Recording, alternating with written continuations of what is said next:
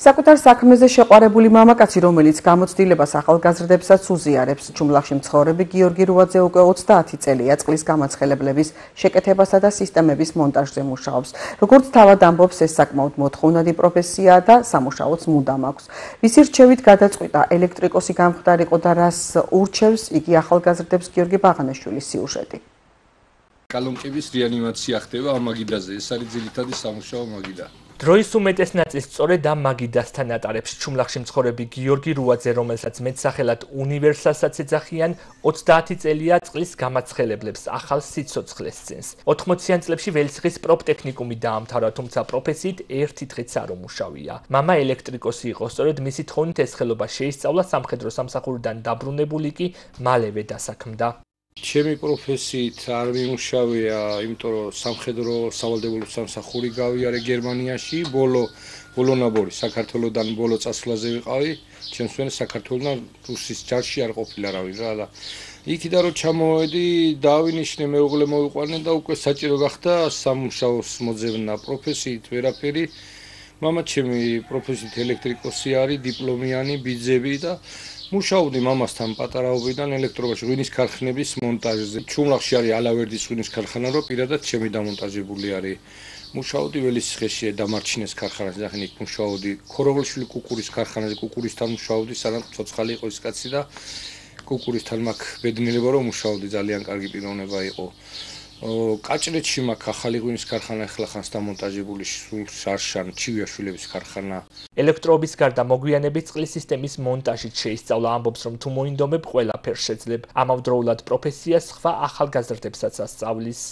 ელექტროფიკაცია, წყალგაყვანილობა, ძირითადად ელექტროობიდან გამომდინარე, ქარხანაზე იყვნენ თბილისიდან ჩამოსული სპეციალისტები, რომლებიც მუშაობდნენ, ახალი თემა იყო პლასმასის მილგაყვანილობა.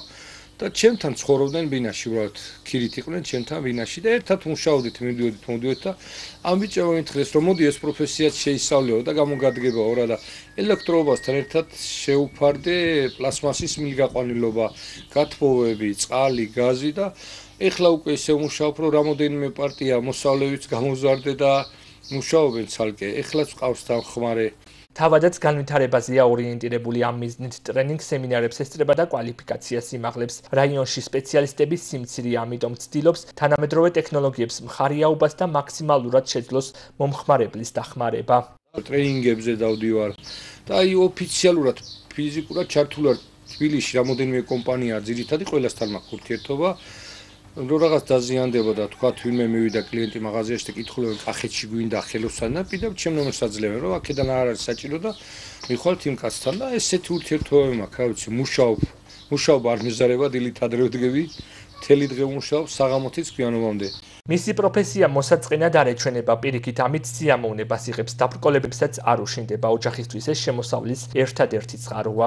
მოსაწყენი არ არის, იმიტომ რომ მე მეხალისება მუშაობა, ჯერ ერთი მუშაობა მეხალისება და ინტერესი მაქვს იმის, რომ აი სხვამ რო არ იცის და მე ვიცი. ეგ მიხარია ყველაზე ძალიან, სხვა რო ვერ გააკეთებს და მე მომიტანენ ჩემთან და აი იქ ქონდა სხვა ხელოსანთან ვერ გააკეთეს და მე რო გავაკეთებ, ეგ ყველაზე ძალიან მიხარია, რომ უფრო რაღაც სასიამოვნოების არის პროცესი და რა ვიცი, ახლა დაზარებით, როცა ამაზეა ოჯახი დამოკიდებული და ის დაზარებით არც უნდა გეზაროს კაცს და მე ახლა ფიზიკურად ოჯახს ამით ვინახავ რა. კერძო მომხმარებლების გარდა გიორგი რუაძეს საჯარო დაწესებულებებშიც ხშირად იწვევენ. ახალგაზრდებს კი ურჩევს, რომ ამ პროფესიას დაეუფლონ, რადგან ძალიან მოთხოვნადია. მაქვს სკოლებთან ხელშეკრულებები, საბავშვო ბაღები, პროკურატურასთან, საცა ძირითადად ცენტრალური გათხოვები არის. თითქმის 2-3 რაიონში მიცნობენ და მირეკავენ, თუ კომპანიაში დარეკავენ, კომპანია აძლევს ჩემ ნომერს, რომ ჩვენი სპეციალისტია და მოგხედავთ და ეს თირამენ და მოთხოვნადი ძალიან. იმიტომ რომ თავისუფალი დრო ფიზიკურად არ მაქვს. მე ძალიან საწყენად მიმაჩნია ის, რომ პროფესიის შეძენა რავის არ უნდა. თუ ახალგაზრდები ვინმე მუშაობენ ვაჭრობაში რაღაც, რომ იოლად ფული შოვნა და აი ძალის დატანება არ უნდათ. ჯობია პროფესიის შეძენა, ვიდრე რაღაც ვაჭრობაში მუშაობა და ნუ ეხლა თოხზე და ბარზე მუშაობა ხო არავის არ უნდა საერთოდ და აი ეს პროფესია ძალიან კარგი. დროის სიმცირის მიუხედავად ოჯახი სოფლის მეურნეობასაც მისდევს. გიორგი რუაძეს ნატურალური პროდუქტების სახლში მოყავს, გარდა ამისა, ხეხილის ბაღიც აქვს გაშენებული. ეს არის ნატურალური პროდუქტი, რასაც ჩვენი ოჯახი მოვიხმართ. აქ კიტრი, ჯერ პომიდორი, აქ კიტს უკვე ვკრეფავთ, ცოტა ნაკლებად ადრე მოდის კიტრი ვიდრე პომიდორი. პომიდორი ჯერ არა გვაქვს. მწვანილეული გვიდგას ბაღჩაში, ხილი გვაქვს, მაყვალი გვაქვს პატარა, ცოტაოდენი მარწყვი ოჯახისთვის.